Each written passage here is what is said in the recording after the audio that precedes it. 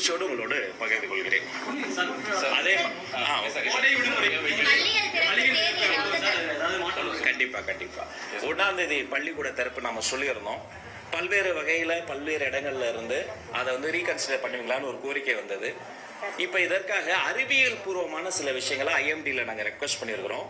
குறிப்பா அந்த ஒரு வாரம் கோடை காலம் இருக்குமா, வெப்ப அலை இருக்குமா, அல்லது மான்சூன் ஸ்டார்ட் ஆயிடுமா என்ற IMDல இருந்து அறிவியல் பூர்வமான சில ஆதாரங்களை கோப்புகளை கேட்டிருக்கிறோம்.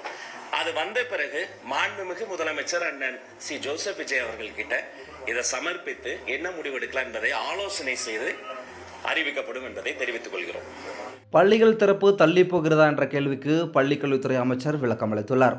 ஜூன் 1ஆம் தேதி பள்ளிகள் திறக்கப்படும் என சொல்லியிருந்தோம் எனவும், தமிழகத்தில் வீசி வரும் வெப்ப அலை காரணமாக அதனை மறு ஆய்வு செய்யுமாறு கோரிக்கைகள் வந்துள்ளன. ஒரு வாரத்திற்கு வெப்ப அலை மழை இருக்குமா என வானிலை மையத்திடம் கேட்டுள்ளோம். அங்கிருந்து தகவல் வந்ததும் ஆலோசிக்கப்படும் என பள்ளிக்கல்வித்துறை அமைச்சர் தெரிவித்துள்ளார்.